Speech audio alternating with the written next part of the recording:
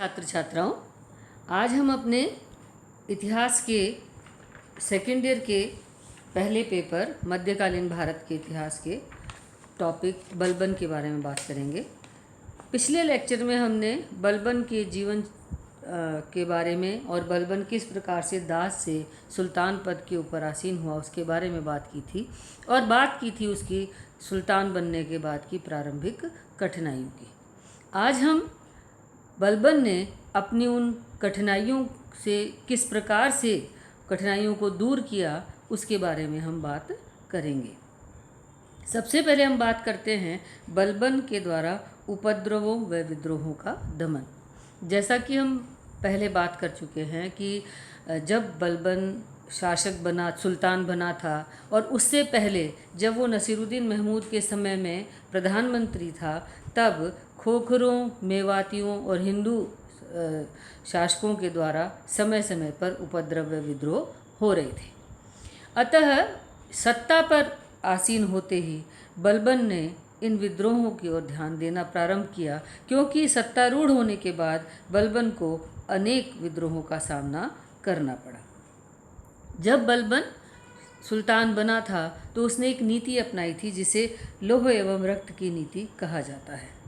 लौह एवं रक्त की नीति का तात्पर्य है कि लोहा यानी कि तलवार के माध्यम से, यानी शक्ति के माध्यम से, सेना के माध्यम से अपनी शक्ति को स्थापित करना, और रक्त का मतलब शुद्ध रक्त के आधार पर तुर्कों को ज़्यादा महत्व देते हुए शासन के विभिन्न पदों पर तुर्कों को स्थापित करना।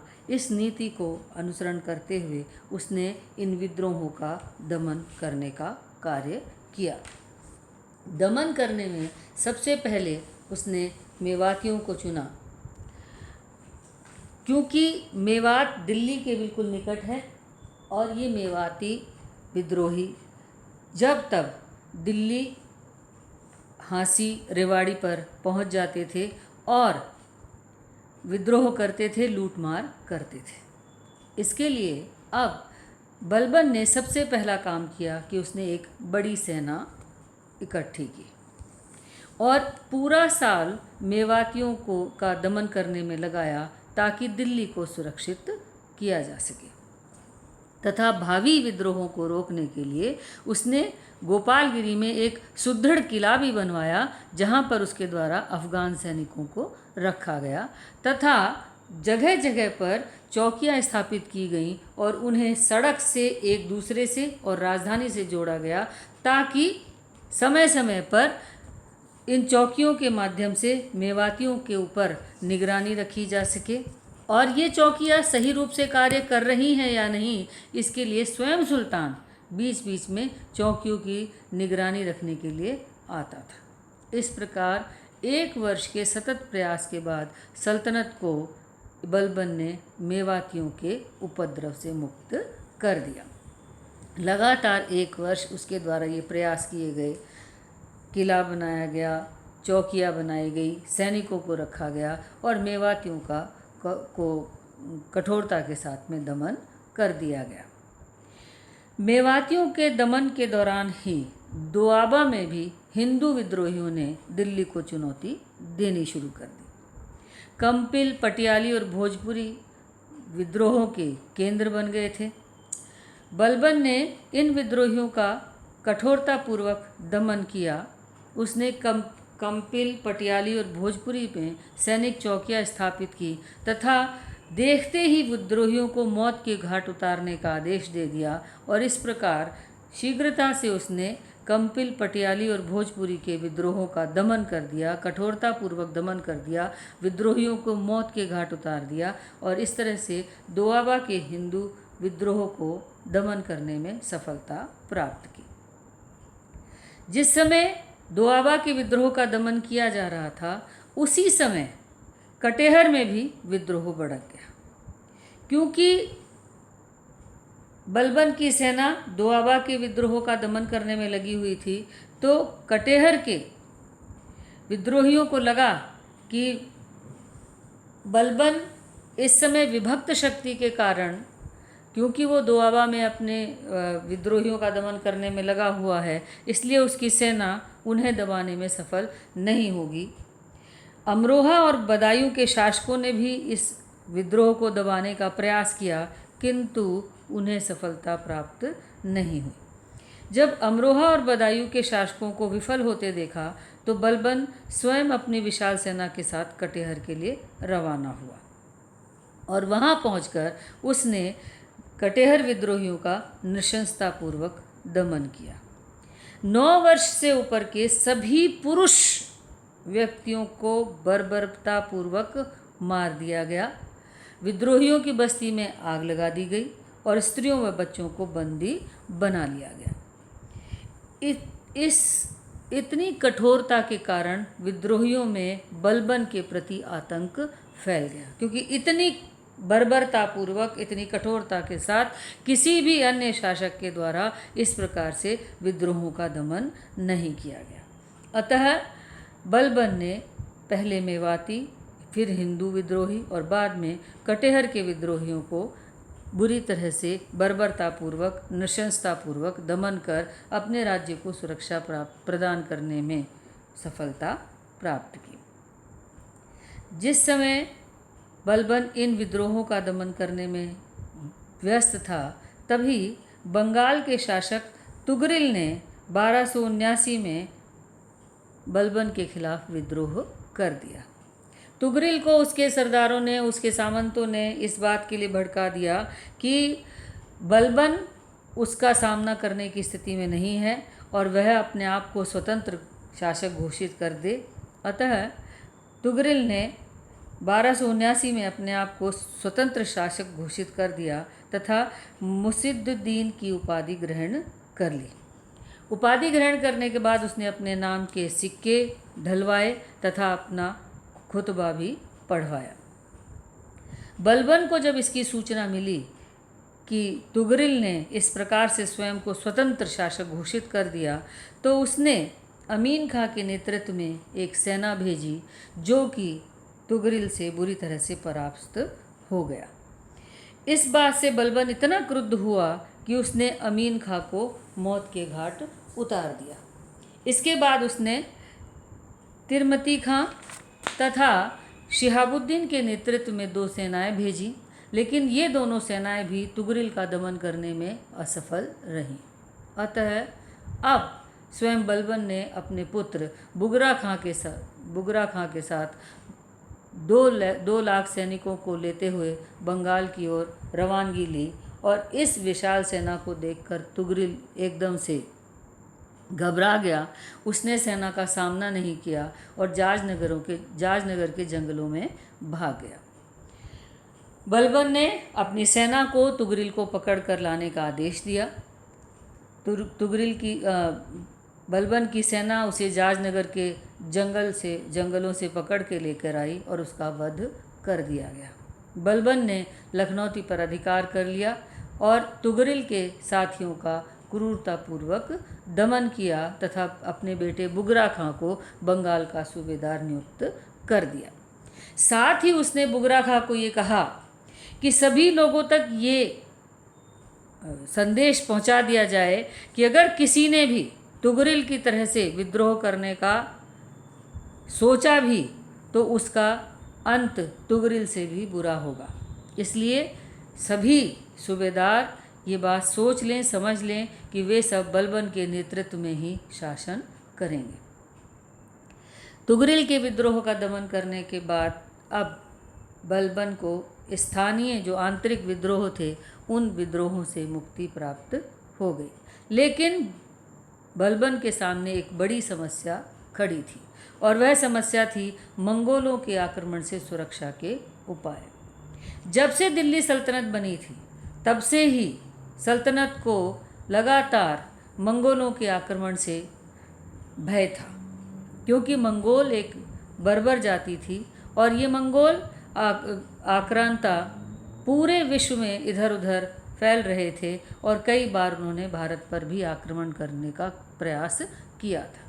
इसलिए बलबन के सामने ये एक बहुत बड़ी चुनौती थी, एक बहुत बड़ी समस्या थी कि वो किस प्रकार से मंगोलों के आक्रमण से अपने राज्य को सुरक्षित रख सके। इसके लिए बलबन ने सबसे पहले उत्तर पश्चिमी सीमा की ओर विशेष ध्यान दिया, क्योंकि मंगोल उत्तरी पश्चिमी सीमा से ही आक्रमण करते थे। इसके लिए उसने सबसे पहला यह उपाय किया कि उत्तरी पश्चिमी सीमा पर नए किलों का निर्माण प्रारंभ किया तथा पुराने दुर्गों की मरम्मत करवानी प्रारंभ की। नवीन किलों और पुराने दुर्गों में उसने पर्याप्त संख्या में सैनिक रखने प्रारंभ किए, ताकि अगर मंगोलों का आक्रमण हो भी तो इन किलों में स्थित सेना मंगोलों का सामना करने में सक्षम हो। उसके अतिरिक्त उत्तर पश्चिमी सीमांत की रक्षा का दायित्व बलबन के द्वारा अपने योग्यतम सेनापतियों को दिया गया।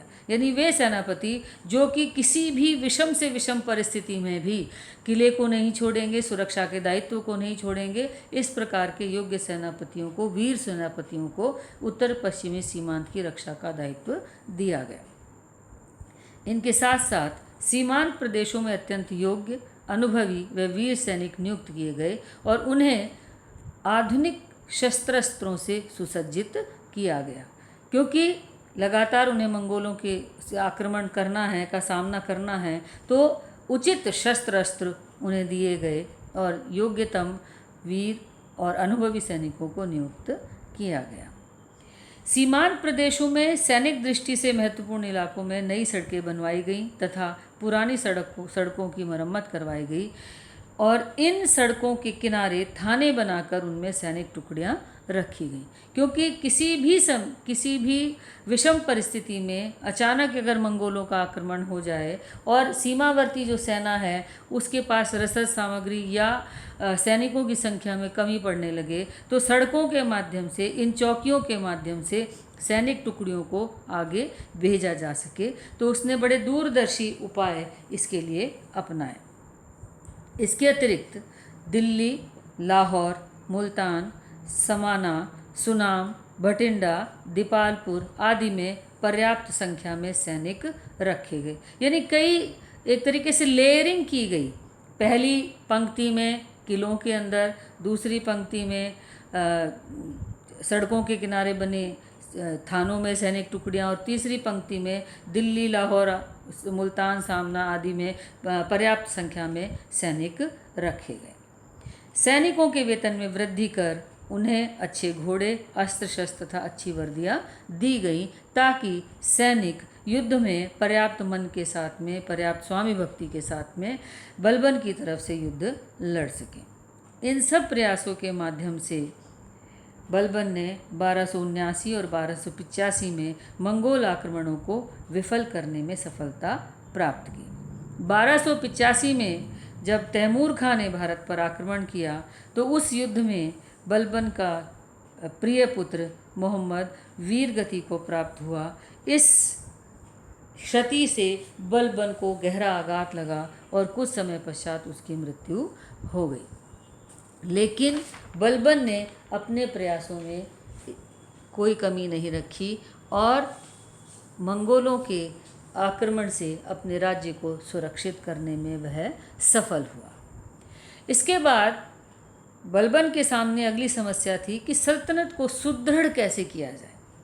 अभी तक हम लगातार देख रहे थे कि इल्तुतमिश की मृत्यु के बाद में पहले रुकनुद्दीन फिरोज़ गद्दी पर बैठा, फिर रजिया सुल्तान गद्दी पर बैठी, फिर उसके बाद में बहराम शाह को गद्दी पर बिठाया गया, फिर उसको भी हटा दिया गया, उसकी जगह मसूद को गद्दी पर बिठाया गया और फिर बाद में नसरुद्दीन महमूद गद्दी पर बैठा।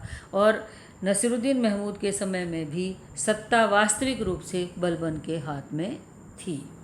इसलिए बलबन ने सत्तारूढ़ होते ही सल्तनत के सुदृढ़ीकरण तथा सुल्तान पद की गरिमा व प्रतिष्ठा को स्थापित करने के लिए कई कदम उठाए। उनमें सबसे पहला कार्य उसके द्वारा ये किया गया कि उसने केंद्रीय शक्ति को, केंद्रीय शासन व्यवस्था को सुदृढ़ बनाया। जिस समय बलबन गद्दी पर बैठा था तो उसके समय प्रत्येक राजकीय कर्मचारी स्वेच्छाचारी था तथा प्रशासनिक प्रणाली अस्त व्यस्त थी। केंद्रीय शक्ति अत्यंत कमजोर थी। अतः बलबन ने सब अधिकार अपने हाथ में ले लिए तथा आज्ञाओं एवं विधियों को अत्यंत कठोरता से पालन करवाना प्रारंभ कर दिया। बलबन ने स्वयं को निरंकुश तथा केंद्रीकृत शासन शक्ति वाला शासक घोषित किया और निरंकुश शासक की भांति कार्य करना प्रारंभ कर दिया। उसने समस्त नौकरशाही पर कड़ी दृष्टि रखनी प्रारंभ की तथा राज्य के सूबेदारों पर कड़ी निगरानी रखी जाने लगी। सूबों की लेखा प्रणाली के ऊपर दक्ष लेखा अधिकारियों को रखकर नियंत्रण रखा जाने लगा। वजीर से उसके सैनिक व आर्थिक अधिकार छीन लिए गए, जिससे कि वो अत्यंत महत्वहीन हो गए। इस प्रकार संपूर्ण शासन प्रणाली पर बलबन ने अपना नियंत्रण स्थापित कर लिया। केंद्रीय सत्ता को निरंकुश व शक्तिशाली बनाकर बलबन ने संपूर्ण शासन पर अपना नियंत्रण स्थापित कर लिया। केंद्रीय शासन को सुदृढ़ करने में अगर कोई सबसे बड़ी समस्या थी, वह था चालीसा का दल।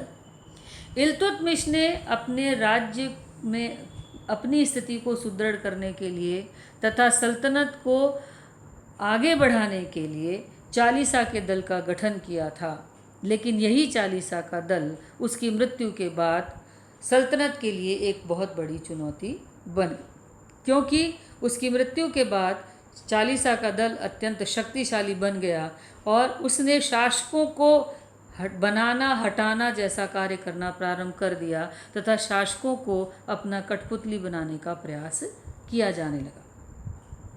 ये अमीर सरदार पूर्ण रूप से स्वामी भक्त भी नहीं थे, अतः बलबन ने इन अमीर सरदारों का इन चालीसा के दल का दमन करने का निर्णय लिया और इसके लिए उसने कपटपूर्ण तथा बर्बर तरीके से इस दल का दमन किया।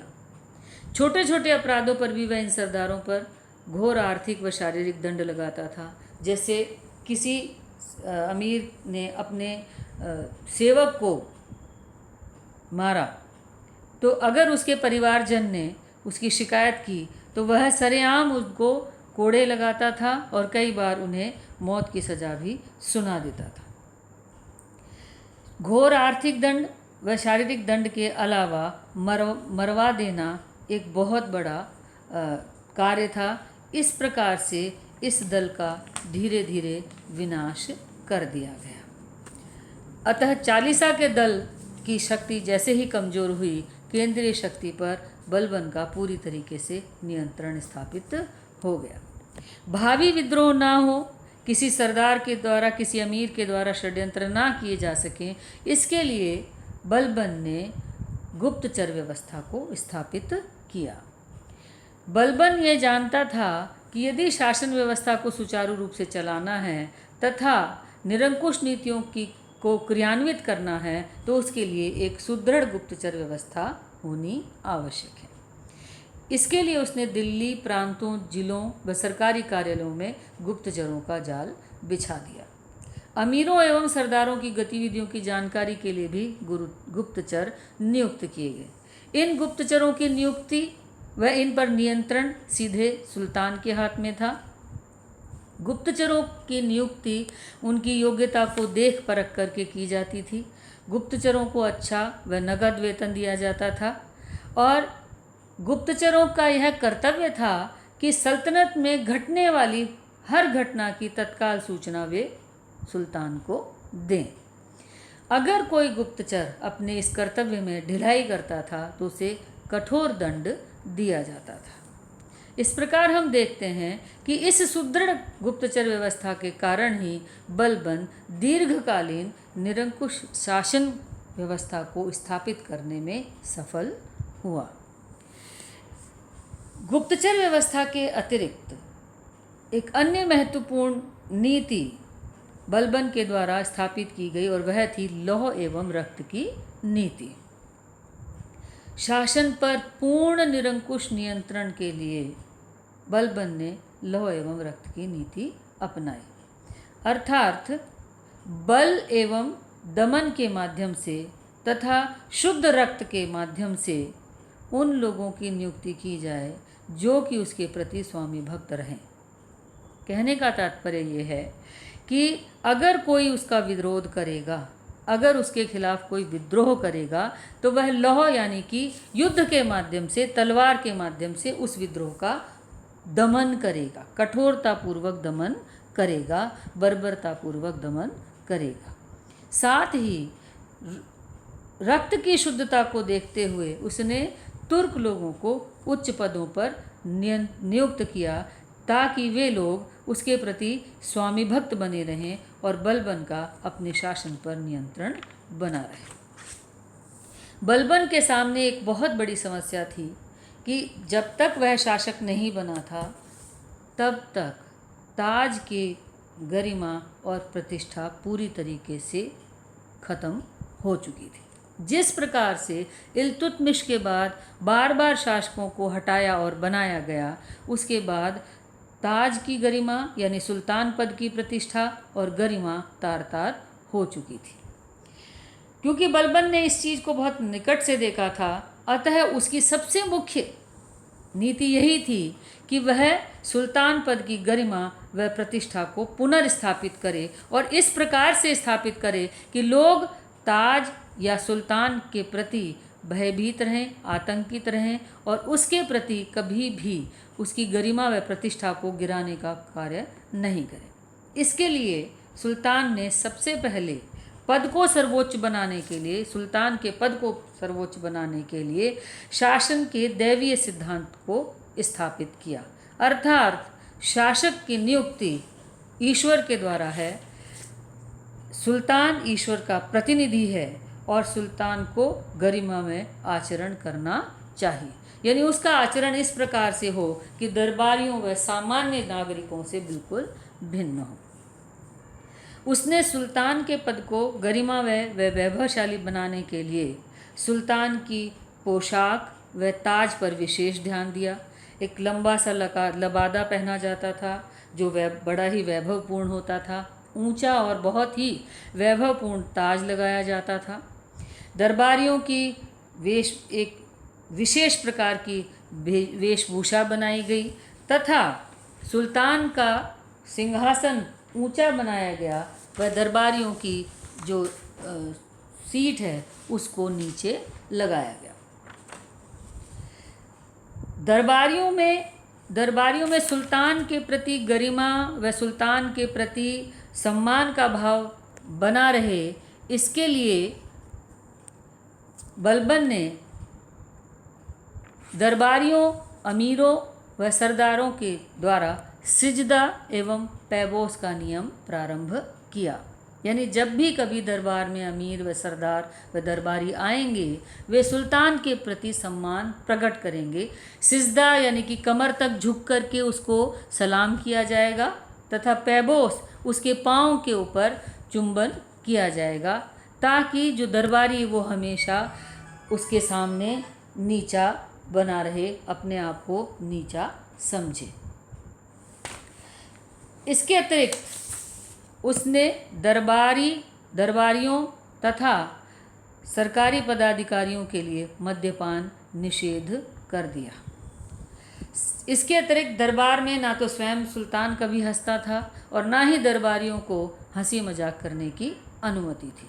बलबन स्वयं बहुत ही गंभीरतापूर्वक आचरण करता था ताकि दरबार में उसकी गंभीर उपस्थिति के कारण एक भय और आतंक की स्थिति बनी रहे। यहाँ तक कि जिस समय सुल्तान बलबन को उसके प्रिय पुत्र की मृत्यु का समाचार मिला, बलबन ने अपने दुख को प्रकट नहीं किया, बल्कि उसने अपने दरबार की दैनिक कार्यवाही को पूरी तरह से संपन्न किया, जिससे दरबारियों के बीच यह संदेश जाए कि बलबन अपनी किसी भी प्रकार की भावनाओं की अभिव्यक्ति नहीं करता है। दरबार में भय व आतंक बनाए रखने के लिए बलबन ने लंबे चौड़े भयानक दिखने वाले व्यक्तियों को अपना अंगरक्षक बनाया, जो सदैव नंगी व चमचमाती तलवार लेकर उसके साथ में खड़े रहते थे। ताज व सुल्तान की प्रतिष्ठा व गरिमा को स्थापित करने के बाद बलबन ने न्याय व्यवस्था पर विशेष रूप से ध्यान दिया। बलबन ने निष्पक्ष न्याय व्यवस्था तथा कठोर दंड व्यवस्था को अपनाया। न्याय करने में सुल्तान पूर्णतः निष्पक्ष रहता था। अर्थात उसने कभी भी अपने सगे संबंधियों या भिन्न मित्रों को की अन्यायपूर्ण कार्यवाही पर उदार व्यवहार नहीं किया। अपने सगे संबंधी व भिन्न मित्रों के भी अन्यायपूर्ण कार्यवाही पर वह हमेशा कठोर कार्यवाही करता था और इसी कारण उसके राज्यकाल में कोई भी बली तथा हाकिम अत्याचार करने से डरता था। बलबन की दंड व्यवस्था अत्यंत कठोर थी। अपराधियों के हाथ पांव कान नाक ही नहीं काट दिए जाते थे, अपितु उन्हें सार्वजनिक रूप से भरे बाजार में फांसी पर भी चढ़ा दिया जाता था। आग में जलाना, पानी में डुबाना, कोड़े लगाना, मारपीट तथा भूखे प्यासे रखना, मृत्यु दंड देना आदि कठोर दंड व्यवस्था के अंतर्गत आती थी। इस प्रकार बलबन ने निष्पक्ष न्याय व्यवस्था व कठोर दंड व्यवस्था को अपनाकर शासन पर अपनी पकड़ मजबूत बनाई तथा वह प्रजा के बीच अत्यंत लोकप्रिय हो गया, क्योंकि उसने निष्पक्ष न्याय व्यवस्था के माध्यम से मजलूम प्रजा को भी अन्याय से बचाने का कार्य किया था। बलबन को यह पता था कि यदि उसे अपना राज्य स्थायी, सुदृढ़ व शक्तिशाली बनाना है तो उसके लिए एक विशाल सेना होनी आवश्यक है। अतः उसने अपने सैन्य संगठन पर विशेष रूप से बल दिया और एक विशाल शक्तिशाली सेना खड़ी की। उसने सैनिकों की भर्ती, वेतन, साज सज्जा, अनुशासन तथा हथियारों पर उचित ध्यान दिया। बलबन सैनिकों की व्यवहारिक शिक्षा पर भी ज़्यादा ध्यान देता था। बलबन ने अपनी सेना की संख्या में वृद्धि के साथ साथ निष्ठा व अनुभवी अधिकारियों को नियुक्त किया। सेना को सदैव सतर्क एवं फुर्तीला बनाए रखा तथा सैनिक अभ्यास के ऊपर विशेष रूप से बल दिया।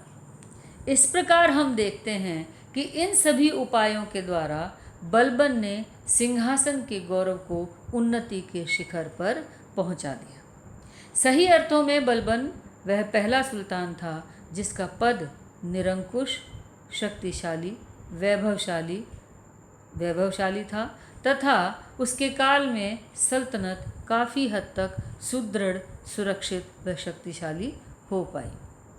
बलबन ने सल्तनत के सुदृढ़ीकरण के साथ साथ ताज की प्रतिष्ठा व गरिमा में वृद्धि की, मंगोलों के आक्रमणों को विफल बनाया तथा उसके काल में राज्य में शांति व व्यवस्था स्थापित हो सकी। आज का लेक्चर अभी यहीं समाप्त करते हैं। हम आगे बलबन का मूल्यांकन व उसके चरित्र का मूल्यांकन करेंगे।